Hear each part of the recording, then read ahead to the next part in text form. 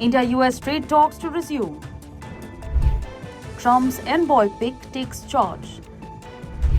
From Modi didn't call tirade. US corrects tone with India. Now that US is returning to the table.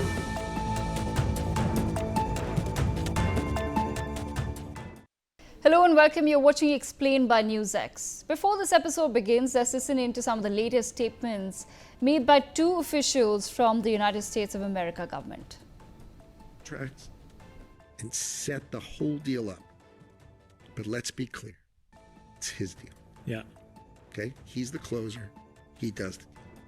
So I said, you got to have Modi. It's all set up. You have to have Modi call the president. And they were uncomfortable doing it. So Modi didn't call. I've traveled all over the world with President Trump, and I can attest that his friendship with Prime Minister Modi is real. The United States and India are bound not just by shared interest, but by a relationship anchored at the highest levels. Real friends can disagree, but always resolve their differences in the end. Last week, our great Secretary of State, Marco Rubio, powerfully stated that this year will be a year of reciprocity. We are raising the standard for diplomacy itself. That means fair trade, mutual respect, and shared security. Many of you... Well, one cannot distinguish that these two statements were just made 3 days apart. Not just that they represent the same country and are essentially speaking about the same country as well.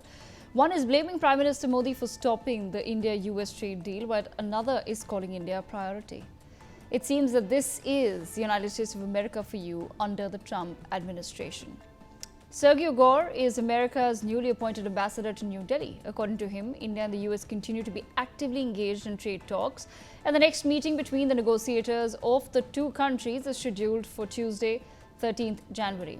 Gore also announced that India will be invited to join Pax Silica as a full member next month. He explained that Pax Silica is a new initiative the US has launched just last month to build a secure, prosperous and innovation-driven silicon supply chain from critical minerals and energy inputs to advanced manufacturing, semiconductors, AI development and logistics. Listen in to what he said about India during the address to the staffers and journalists as he took charge of the US Embassy in our nation. A lifetime opportunity to redefine diplomacy, what it can accomplish. What it can accomplish could be the most consequential global partnership of this century. No partner is more essential than India. In the months and years ahead, it is my goal as ambassador to pursue a very ambitious agenda. We will do this as true strategic partners, each bringing strength, respect, and leadership to the table. Thank you, and may God bless the enduring friendship.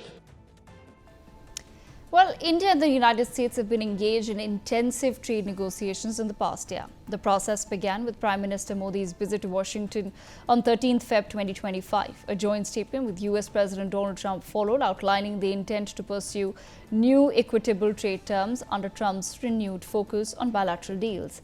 Following this, Commerce Minister Piyush Goyal visited the US from the 4th till the 6th of March to build on the political momentum and engage in policy-level talks. A US trade delegation then traveled to India from the 26th of March until the 29th to hold technical discussions on issues ranging from digital trade to pharmaceuticals and agricultural access.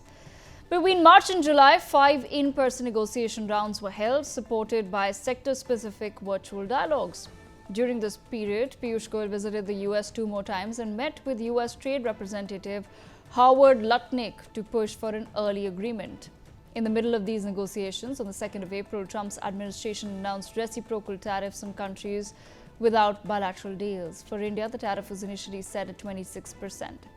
A 90-day pause in implementation was declared on the 9th of April.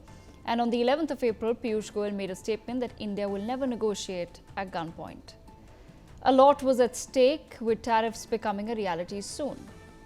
On 23rd April, Piyush Goyal and his team visited Washington for negotiations again. The move was reciprocated, with US officials reaching India to discuss bilateral trade agreements on the 5th of June. Every talk was declared a failure on the 27th of August as US raised tariffs on many Indian exports to around 50%. The first breakthrough in the negotiations came when Piyush Goyal said the first tranche of the trade deal was expected by November 2025. As of December 2025, the Commerce Secretary clarified that the first framework segment of the trade deal, if ready but no signing, was done yet. Let's hear what Piyush Goyal said on the 10th of December about the trade deal. United states of America की team मंगलवार से भारत में है और उनके साथ बातचीत निरंतर प्रगति कर रही है। बायलैटरल ट्रेड एग्रीमेंट की तरफ हम आगे बढ़ रहे हैं। But what is stalling the trade deal? The India-US trade deal remains stalled because both sides are stuck on a few politically sensitive and structurally difficult issues that neither is willing to concede. At the heart of the deadlock is market access, especially in agriculture and dairy, where the US is pressing India to lower tariffs and allow greater entry for American farm and genetically modified products. These are the demands New Delhi resists due to concerns over farmer livelihoods, food security and domestic political backlash. Beyond economics, there are three sticking points in this deal. First is geopolitics that has crept into the talks, with Washington now linking trade to India's energy ties with Russia, something India views as an infringement on its strategic autonomy.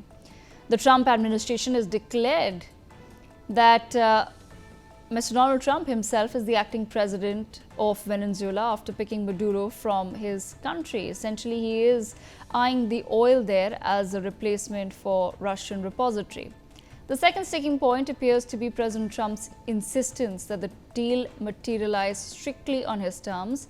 India has firmly rejected claims by Howard Lutnick that the negotiations stalled because of Prime Minister Narendra Modi hesitating to make a phone call.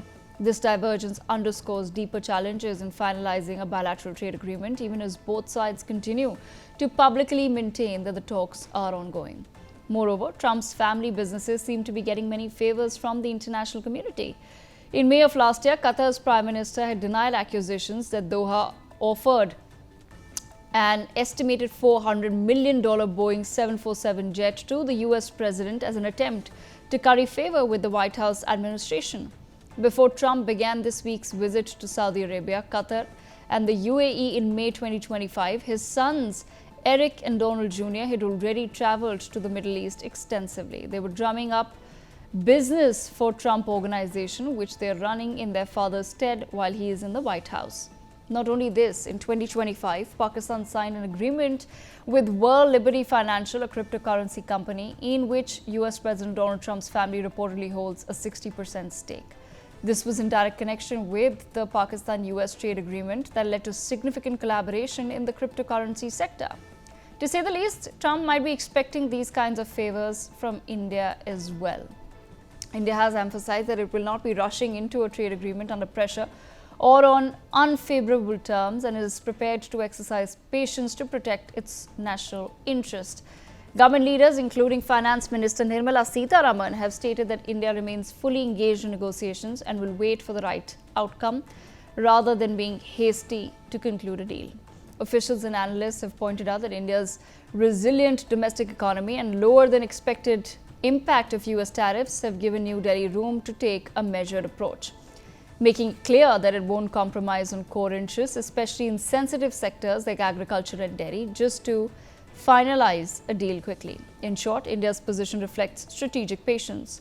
While it is committed to continuing dialogue with the United States, it insists on a balanced and mutually beneficial agreement and is willing to wait rather than accept terms that could harm domestic interests. India has made it clear that its approach to the US trade deal is one of strategic patience rather than urgency. As the talks resume tomorrow, let's see what the new year brings in India-US trade ties. India-US trade talks to resume. Trump's envoy pick takes charge. From Modi didn't call tirade, US corrects tone with India. Now that US is returning to the table.